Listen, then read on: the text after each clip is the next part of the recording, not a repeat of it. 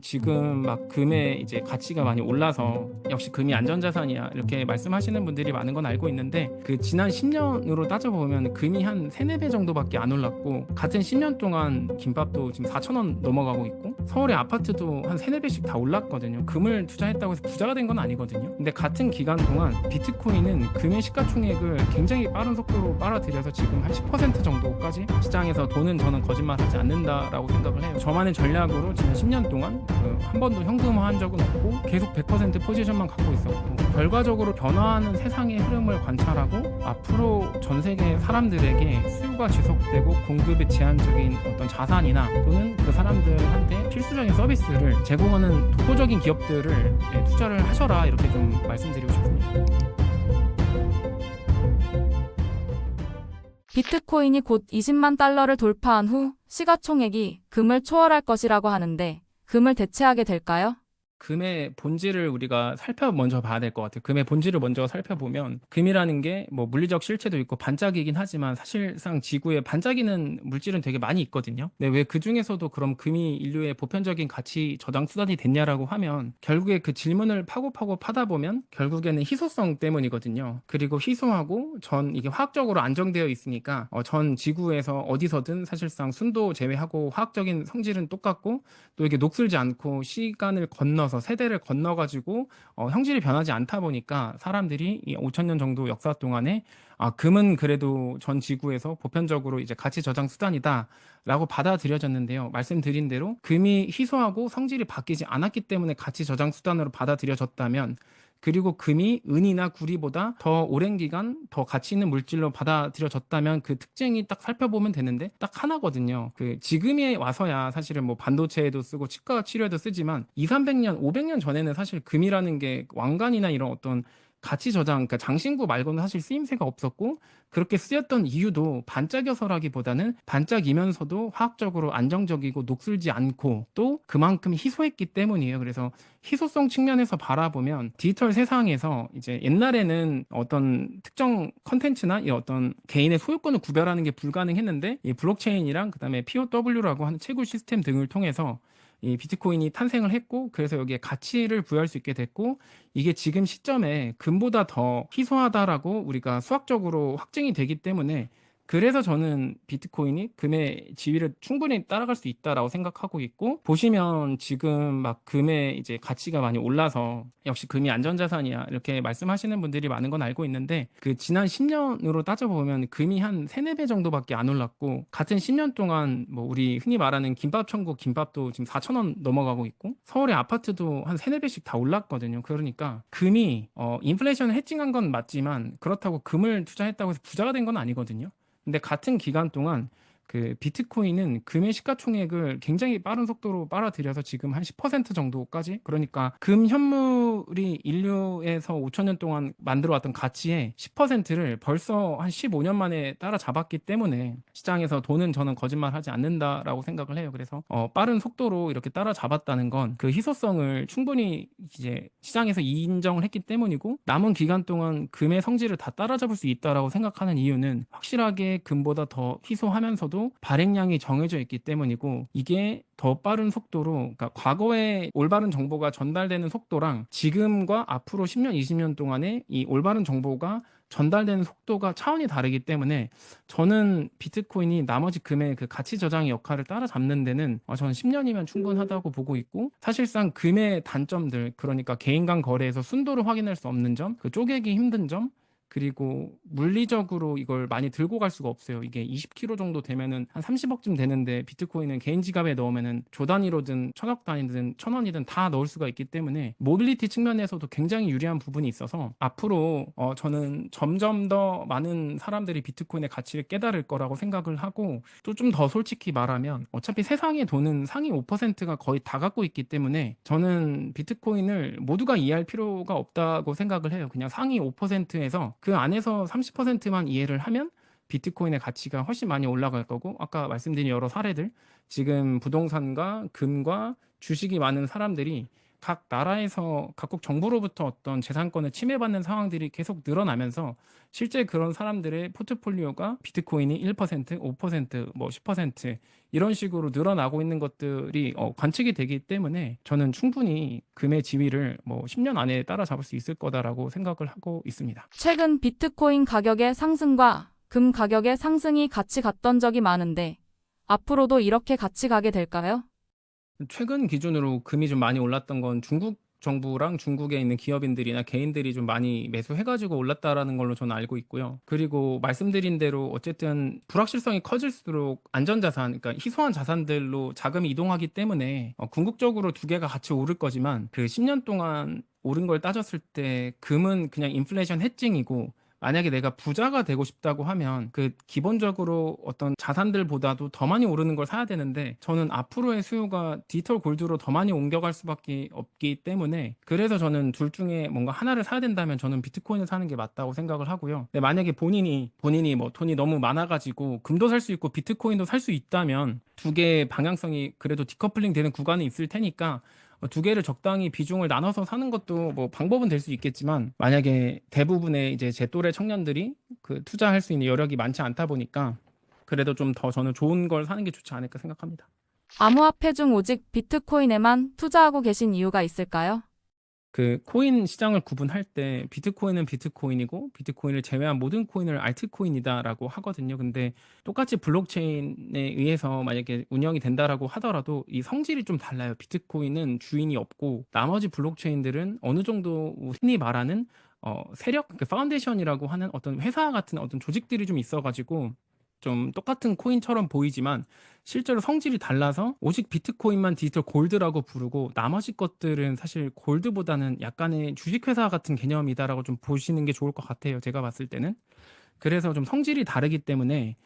알트코인에 제가 투자하지 않는 이유는 이 금처럼 완벽하게 희소성을 구현해내지 못했기 때문에 사실 좀 그런 부분이 있고 두 번째로는 이 알트코인 여러 프로젝트들을 이제 공부해 보다 보면 그냥 약간의 좀 중앙화된 회사, 그러니까 우리가 흔히 말하는 미국 주식에 투자하는 것과 좀 비슷한 느낌이 있어가지고 저는 차라리 알트코인 투자하는 것보다는 확실하게 그래도 회사인 주식에 투자하는 게 낫다라고 생각해서 그게 뭐 알트코인이 안 오른다거나 떨어진다라는 얘기가 아니고 공부해야 될 내용이 너무 많아가지고 솔직히 제 기준에 난이도가 더 어렵다고 좀 판단이 돼서 그냥 성질을 좀 나눠가지고 구분을 해서 투자를 하는 편인데 그래서 비트코인은 좀 따로 봐야 될 것 같아요. 알트코인이랑. 그래서 알트코인이 뭐 망할 거니까 또는 안 될 거니까 안 한다기보다는 제 기준에는 그렇게 구분을 했고 알트코인에 투자를 공부를 하다 보면 이 주식 투자하는 것보다 더 공부할 게 많다 보니까 변수가 좀 더 많다 보니까 난이도가 좀 저는 쉽지 않아 보여가지고 그냥 하다 보니까 자연스럽게 코인은 그냥 비트코인 100%가 된 것 같아요. 가격 변동성이 주식에 비해 큰 편인데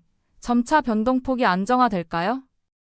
뭐 사실 모든 코인에 해당되진 않을 것 같고요. 그 비트코인 기준으로만 봐도 이미 월 단위 변동성 기준으로는 빅테크 수준까지 내려왔거든요. 그러니까 지금 이번에 트럼프 관세 이슈 때문에 3월에 폭락을 했을 때도 뭐 테슬라는 좀 개별 이슈가 더 있긴 했지만 어쨌든 거의 40% 이상이 빠졌는데 비트코인은 뭐 10만에서 8만까지 하면 20%고 뭐 10만 5천에서 한 7만 6천까지 하더라도 한 20, 한 몇 퍼센트 정도 수준이라서 그냥 지금 기준으로는 변동성이 많이 빠졌다라고 비트코인 한정에서는 말씀드릴 수가 있을 것 같고요. 근데 이제 이게 좀 많이 힘들어 보이는 이유는 이 365일 24시간 거래가 되다 보니까 이 일 단위나 또는 시간 단위로는 솔직히 엄청나게 방향성이 많이 바뀌고 있거든요. 근데 이거는 어떤 특정 자산의 플레이어가 이제 개인에서 기업에서 그다음 국가로 가는 과정에서 손바뀜이 일어나고 그래서 시장이 좀 더 예민하게 반응하는 거는 어떻게 보면 자산의 특징이다라고 좀 생각을 해야 될 것 같고 그 어떤 자산이 성숙해 가면서 변동성이 줄어들면 반대로 또 어떻게 기회가 줄어들 수도 있기 때문에 저는 오히려 이 변동성을 좀 활용해서 많이 떨어졌을 때 좀 더 사고 그다음 좀 올랐을 땐 꾸준히 사는 식으로 대응하는 게 현실적이지 않을까 생각을 해요. 왜냐하면 막 뭐 강남의 아파트든 서울의 아파트든 젊은 청년들이 못 사는 이유가 변동성이 없어서잖아요. 계속 비싸기만 하니까 모아서는 살 수가 없고 부모님이 도와주지 않는 이상 살 수가 없는 거고 그러니까 자산의 격차는 계속 늘어나는 거고 근데 이 비트코인은 오히려 불확실성 때문에 좀 떨어지는 일들이 계속 있다 보니까 네, 그렇게 좀 잘 활용을 하면 좋을 것 같고요. 이제 알트코인이 막 떨어지는 것들은 시장의 붕괴 플러스 그 펀더멘탈 자체가 좀 약해가지고 빠지는 게 있어서 좀 구분해서 보셔야 될 것 같은데 일단 그래서 저는 비트코인을 좀 투자하시는 게 낫다라고 생각하고 있습니다. 코인으로 얼마나 버셨는지 공개한 적이 있으신가요? 직간접적으로 뭐 언급하긴 했는데 이게 말씀드린 대로 그럼 최고일 때 기준으로 말을 해야 될지 아니면 지금처럼 좀 떨어졌을 때 해야 될지는 모르겠지만 뭐 예를 들어서 우리가 흔히 그 글로벌 기준으로 뭐 1밀리언 그러니까 우리 돈으로 한 14, 15억 정도를 금융자산 기준으로 갖고 있으면 부자라고 한다면 뭐 지금 떨어진 시점에서도 그 이상은 제가 갖고 있기 때문에 뭐 부자라고도 칭할 수도 있고 뭐 한국에서는 물론 이제 뭐 한 100억은 있어야 뭐 부자라고 하지만 뭐 저는 제가 봤을 때는 그 어떤 이 자산에 대한 이해가 있고 그리고 이걸 꾸준히 그 불려갈 수 있는 능력이 있고 그다음에 어느 정도 기준이 된다라고 하면 저는 부자라고 판단을 하는데 뭐 그 측면에서 봤을 때 저는 어쨌든 이 시장의 흐름을 충분히 제 기준에 충분히 그래도 경험을 했기 때문에 네 저는 그렇게 가져가고 있고 뭐 얼마를 벌었다라고 하는 게 얼마를 넣어서 얼마에 팔았냐 이렇게 되는데 저는 사실 제가 그거 거의 계산 없이 그냥 전부 다 계속 100% 현금 비중 없이 넣고 있기 때문에 뭐 구체적으로 제가 얼마 벌었다라 하긴 좀 어렵지만 그래도 흔히 말하는 금융자산 기준으로는 국내든 해외든 그 상위 몇 퍼센트 안 들어가진 않을까 생각하고 있습니다. 따로 투자하고 있는 종목은 어디인가요? 비트코인과 함께 투자하고 계신 특별한 이유가 있으신가요? 그냥 저는 뭐 비트코인만 좋다 이런 거보다는 저는 수요가 지속되고 공급의 제한적인 자산의 가치는 상승한다라는 좀 간결한 투자 원칙을 바탕으로 국내 주식도 했었고 미국 주식도 했었고 ETF 투자도 했었고 여기에 더불어서 그 어떤 폭락장이 왔을 때는 저는 부동산 살 때도 사람들이 대출 받아서 사는 것처럼 그 좋은 자산이라고 한다면 부동산 대출하는 것처럼 똑같이 신용 대출 받아도 된다라고 이제 판단을 해가지고 뭐 그런 식으로 좀 금융자산을 부동산처럼 투자를 했고 부동산의 단점은 이제 평단을 낮출 수가 없지만 금융자산은 떨어졌을 때 대출받아서 매수하면 평단을 낮출 수 있는 거를 이렇게 좀 제가 혼합해가지고 저만의 전략으로 지난 10년 동안 그 한 번도 현금화한 적은 없고 계속 100% 포지션만 갖고 있었고 그러다 보니까 오를 때는 많이 오르고 또 떨어졌을 때는 하락을 그대로 맞았어요. 결과적으로 돌아보면 제가 팔지 않고 제 원칙을 지켰기 때문에 그래도 지금 시점에 두 번이나 책을 썼고 베스트셀러가 되고 또 세 번째 책도 지금 준비하고 있고 또 그거 기다려 주시는 구독자분들도 생겼는데 제가 좀 말씀드리고 싶은 건 뭐 무조건 코인이 더 좋다 이런 것보다는 이 법정 통화의 가치가 계속해서 떨어지는 상황에서 우리는 어쩔 수 없이 어떤 선택지가 있어요. 근데 그 선택지라는 게 부동산, 주식, 이제 흔히 말하는 코인까지 있는 것 같고 그 세 개 중에서 내가 원하는 미래를 좀 더 그리기 위해서 어떤 거에 또 투자를 해야 되냐고 봤을 때 저는 사실 전 지금 시점에서는 비트코인 투자하는 게 맞다 생각하는데 저도 비트코인만 가지고 세상이 바뀐다라고 이제 판단하지 않기 때문에 저는 이제 AI 관련된 미국 주식 개별 종목들도 좀 가지고 있고요. 세상의 변화를 계속 관찰하면서 좀 투자 기회가 왔다라고 판단하면은 네, 그런 개별 종목들도 좀 투자를 하고 있습니다. 여러분들께도 그냥 뭐 무조건 비트코인이 좋고 오르니까 이것만 사세요 이런 것보다는 그 변화하는 세상의 흐름을 관찰하고 앞으로 전 세계 사람들에게 수요가 지속되고 공급이 제한적인 어떤 자산이나 또는 그 사람들한테 어떤 필수적인 서비스를 제공하는 어떤 독보적인 기업들을 예, 투자를 하셔라 이렇게 좀 말씀드리고 싶습니다. 현금화를 전혀 하지 않았다고 하셨는데 부자가 되었지만 생활의 변화는 전혀 없으신 건가요? 뭐 그렇죠. 근데 이제 생활에 굳이 변화가 있다라고 하면 그래도 흔히 말하는 뭐 되게 좋은 직장을 10년 차 다니고 나서 그만둘 수 있는 사치를 부릴 수 있었던 건 제가 보유한 자산들의 성장이 있었기 때문이고 제가 10년 동안 뭐 밤에 아르바이트도 하고 배달 아르바이트도 하고 주말에는 이제 예식장에서 축가 아르바이트 같은 거 하면서 되게 힘들게 주식도 그렇고 비트코인도 모았는데 뭐 그렇게 하다 보니까 뭔가를 소비하는 거에 비례해서 사실 만족감을 느끼는 게 굉장히 많이 떨어졌고 지금 시점에서 뭐 제가 막 뭐 이렇게 비싼 스포츠카를 탄다거나 아니면 뭐 트리마지 같은 데서 살면서 뭐 놀고 있지는 않지만 그래도 지금 30대 중반이라는 나이에 제가 원하는 일에 도전하고 제 시간을 온전히 쓸 수 있는 것도 만약에 하나의 어떤 소비의 형태라고 본다면 사실 전 누구보다 굉장히 많은 걸 누리고 있다고 생각을 하고 있고요. 그렇게 할 수 있었던 건 이 새로운 자산에 남들이 편견이 많이 가졌을 때 좀 깊이 있게 공부를 했고 그 흔히 말하는 2016, 17년도 그리고 2021, 2년도의 그 어떤 시장의 붕괴 속에서도 그래도 좀 제 소신을 지켰기 때문에 얻은 보상이다라고 생각을 하고 있어요. 약간의 정당한 보상이다. 그래서 네, 같은 생각이고요. 만약에 좋은 차를 타는 게 부자라고 한다면 탈 수야 있겠죠. 뭐 테슬라 모델 X 같은 거 하나 뽑아서 탈 수는 있는데 뭐 사실 저는 제 기준에는 그래도 좀 더 가치 있다라고 이제 믿는 것들이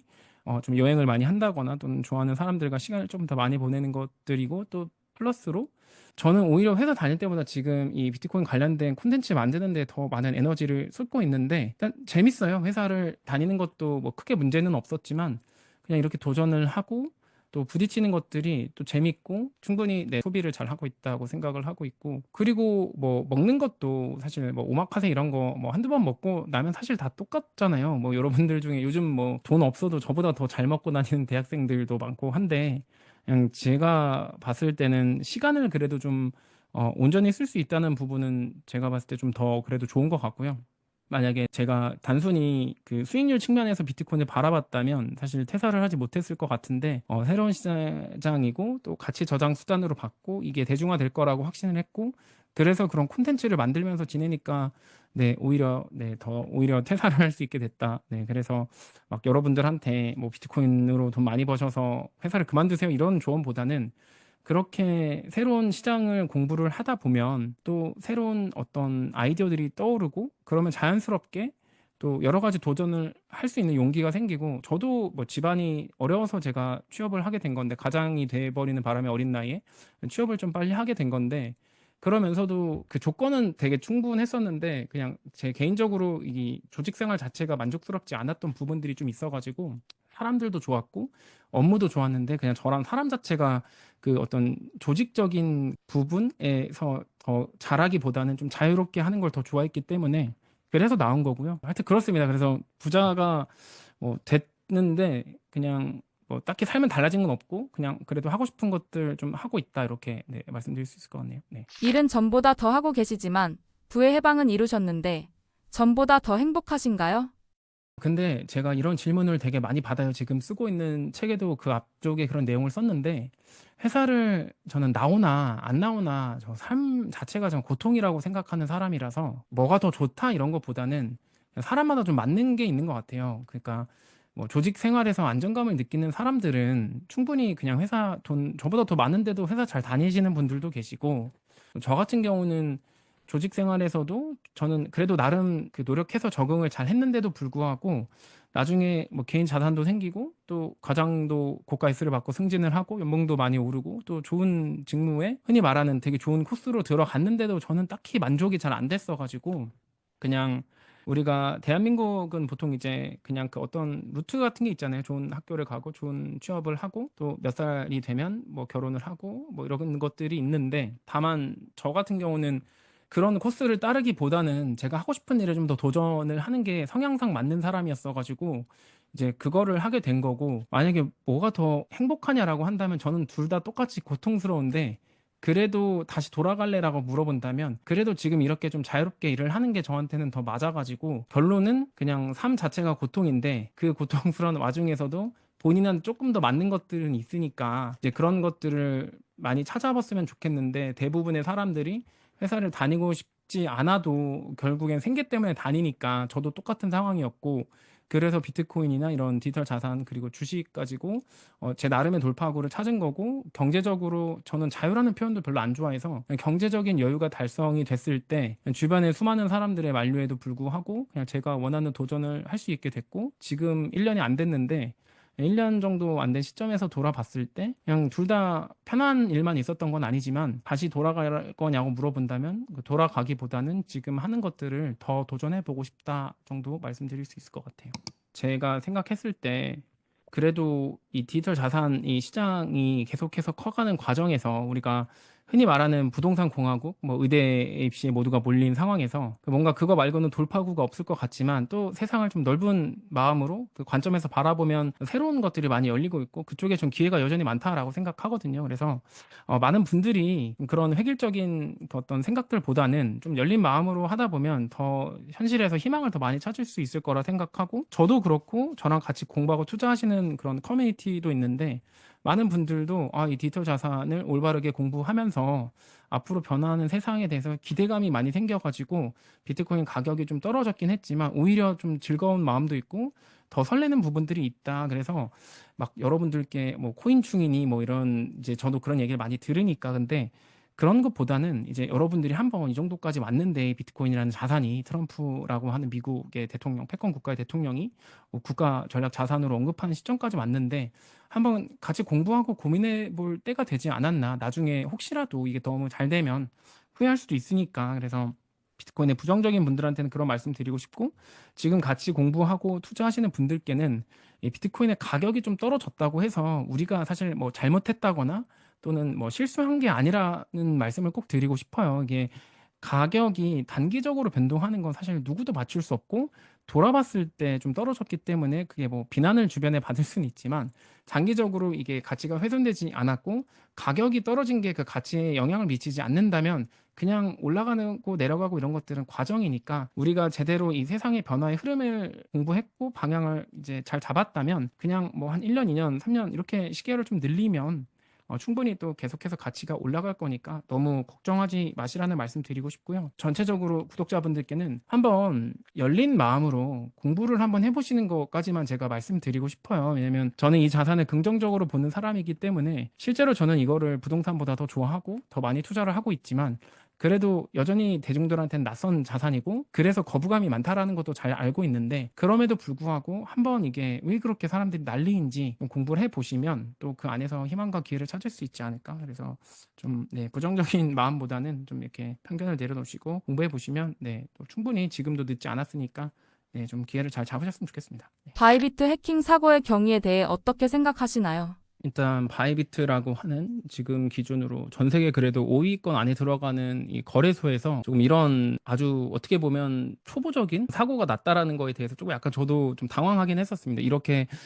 대중화가 되어가는 과정인데 또 사람들한테 실망감이나 또 신뢰를 떨어뜨릴 수 있는 그 어떤 사건이라서 사실 저도 당일에 그 실시간으로 이 해킹 사태를 좀 지켜봤었는데요.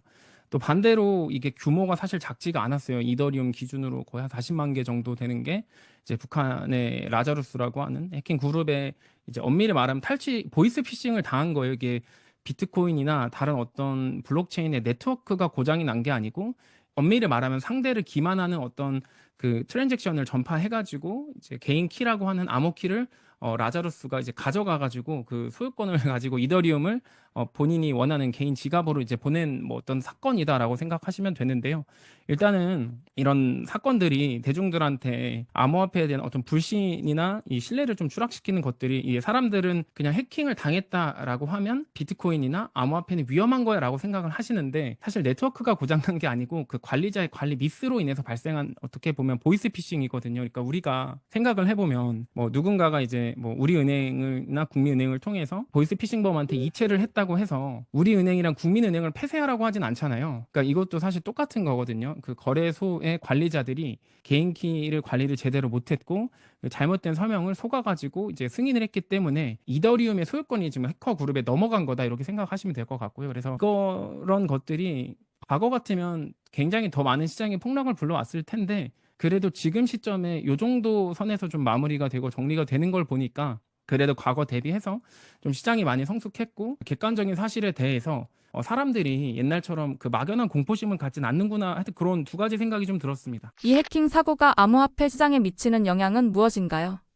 아까 마지막에 말씀을 드리긴 했는데 이것도 원래 옛날 같으면 더 많은 신뢰 하락이 있었을 텐데 이 사람들이 이제 어떤 게 문제였는지를 명확하게 구분했다 보니까 시장에 준 영향은 뭐 옛날에 있었던 다른 해킹 사례 대비해서 그렇게 크지는 않았던 것 같고 또 추가로 그 탈취한 이더리움이 뭐 지금 당장 다 현금화가 된 건 아니거든요. 왜냐하면 블록체인의 모든 이동 내역이 다 기록되기 때문에 지금 전담해가지고 추적하는 팀도 있고 그래서 일단은 뭐 사고 자체는 좀 안타깝긴 하지만 이게 뭐 블록체인에 문제가 있었다거나 그런 건 아니었고 이런 사고 사례들이 계속 쌓이면서 또 이제 보안은 올라가는 거니까 또 이게 무조건적으로 역시 사고가 났으니까 무조건 나쁜 거야라고 하기보다는 기술이 어떤 게 새로 나와가지고 대중화되고 또 그 과정에서 사고가 생기고 그게 수습되고 또 보완이 되고 발전되는 것들은 어떻게 보면 좀 자연스러운 현상이기 때문에 이걸 보시는 분들도 무작정 이게 부정적으로 보실 것만 아니라 그래도 좀 좋은 방향으로 흘러가고 있다라고 이해하시는 게 중요할 것 같습니다. 최근 비트코인 가격 변동의 배경에 대해 어떻게 생각하시나요?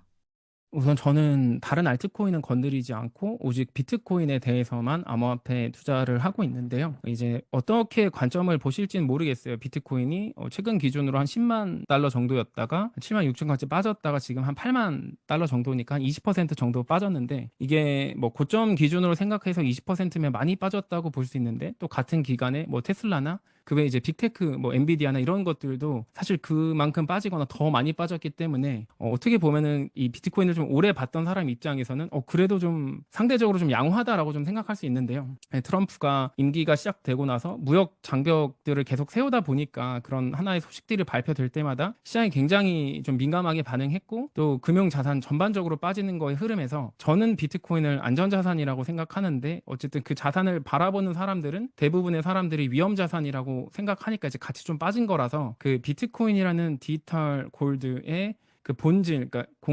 수요 공급에 의한 희소성이 사실은 금과 같은 안전자산의 본질인데 비트코인이 사실 그걸 여전히 충실히 가치를 입증하고 있기 때문에 저는 사실 펀더멘털이 바뀌지 않은 채로 가격만 떨어졌다고 생각을 해가지고 저는 오히려 좀 8만 달러까지 떨어졌을 때도 좀 추가로 계속 매수를 했고 여러분들이 좀 본질을 보셨으면 좋겠어요. 지금 금 같은 경우는 계속해서 시세가 올라가고 있고 이제 다른 위험성 있는 자산들에서 자금이 이동해가지고 계속 최고가를 갱신하고 있는데 비트코인이 그 금의 성질을 온라인상에서 온전히 구현했음에도 불구하고 그럼 같은 성질이라서 같은 방향으로 움직여야 되는데 많은 사람들이 이걸 위험 자산이라고 보기 때문에 전 이번에 같이 빠졌다라고 생각해서 그냥 좀 본질을 봤을 때 사실 비트코인은 원래 떨어지면 안 되는데 대중들이 여전히 오해했기 때문에 떨어졌다. 그래서 그런 측면에서 앞으로 계속 무역 장벽들이 더 세워지고 또 더 많은 규제들이 생길수록 어떤 가치 중립적인 자산, 뭐 금이나 비트코인 같은 경우는 더 오를 수밖에 없기 때문에 그냥 지금 떨어진 건 좀 대중들의 오해였다. 근데 알트코인들은 사실 제가 막 이렇게 각 개별마다 이슈가 다르기 때문에 말씀드리기는 어렵고 비트코인이라는 디지털 골드에 한정해서 말씀드리면 대중들의 오해 때문에 좀 떨어졌는데 이 시장이 빠른 속도로 이 자산에 대한 펀더멘털을 학습하게 된다면 저는 뭐 그렇게 길지 않은 시점에 충분히 반등 나오고 지속적으로 이제 국가 단위에서도 비축을 하고 기업 단위에서는 이미 비축을 하고 있고 또 현물 ETF가 전 세계적으로 계속 이제 출시가 되고 자금이 유입되면 저는 꾸준히 오를 수 있다고 생각하고 있습니다. 전략 비축 자산 행정명령의 의미는 무엇인가요?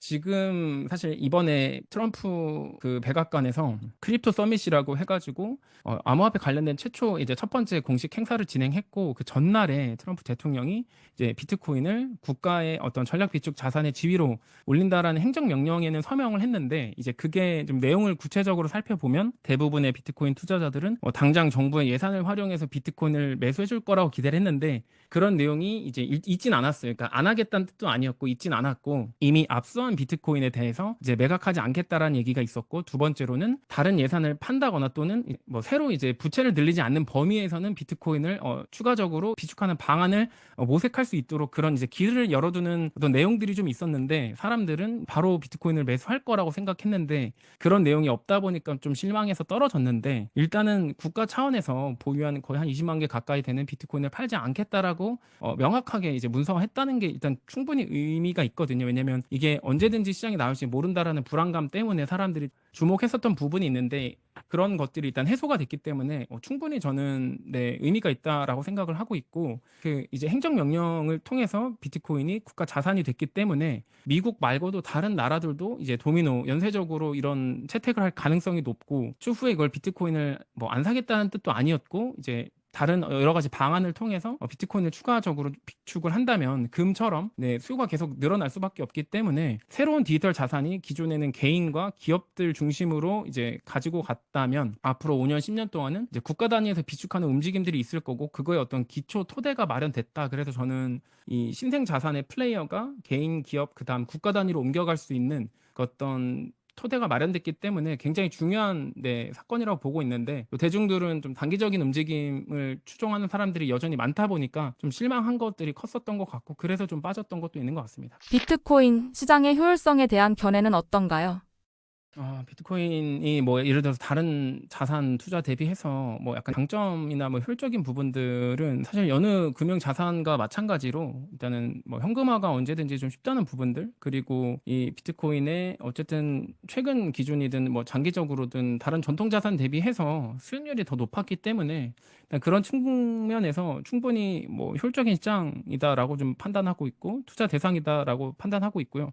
그리고 보면 우리가 뭐 주식이든 부동산이든 대부분 이제 우리가 흔히 말하는 기존의 어떤 법인들이나 국가 단위에서 보통 많이 소유하고 있고, 개인의 비중은 작은데 이 비트코인은 여전히 개인 비중이 꽤 높은 편이거든요. 한 50% 가까이로 볼 수 있을 정도로. 그래서 저는 여기가 아직도 사실 더 기회가 많이 남아 있다라고 생각을 하고 있어요. 그래서 이 구독자분들께서도, 듣고 계시는 분들께서도 전통 자산에 이미 많이 오른 것들을 투자해서 그 인플레이션만큼 가져가는 게 부자가 되는 길일지, 아니면 좀 불확실성이 있지만 공부를 했을 때 펀더멘탈이 우리가 앞으로 살아가야 될 갈등과 분열의 시대, 그리고 가상 공간에서 초연결되는 세상에서 이 디지털 골드가 더 가치가 있을지 한번 같이 고민을 해보시면, 저는 비트코인 쪽으로 더 많은 에너지를 쏟는 게 좀 더 합리적인 선택이 아닐까 이런 생각하고 있습니다. 비트코인의 향후 전망은 어떻게 보시나요? 네, 저는 아무래도 비트코인의 좀 장기적인 방향 자체에 동의하기 때문에 개인 자산의 높은 비중으로 비트코인에 투자를 했고, 지금도 팔지 않고 계속 보유하고 있고, 기회가 되면 더 매수하고 있고요. 그 희소성 측면에서 바라보면은 지금 현재 우리가 인류 역사상 가장 가치가 있다라고, 그러니까 공통적으로 가치 저장으로 합리적이다라고 판단하는 금 대비해서 생산량도 고정돼 있고 생산 일정도 고정돼 있고, 이 순도나 뭐 이런 것들이 전 세계 어디서든 사실 다 똑같잖아요. 금도 그렇고. 근데 금보다 조금 더 장점은 이제 모빌리티가 좀 뛰어난 점, 그리고 두 번째로는 금 같은 경우는 실제로 매년 채굴량이 계속 늘어나고 있어요. 우리가 어릴 때 보면 석유가 몇 년 안에 고갈된다라고 했는데 지금 고갈 안 되고 계속 나오는 것처럼, 금도 똑같이 뭐 50년, 30년, 10년 전 대비해서 이제 채굴 탐사 기술이 계속 발전하다 보니까 금의 가격이 오르는 거에 비례해가지고 계속해서 금강이 개발되고 있고, 그래서 금의 생산량 또한 계속 늘어나고 있기 때문에 장기적으로 저는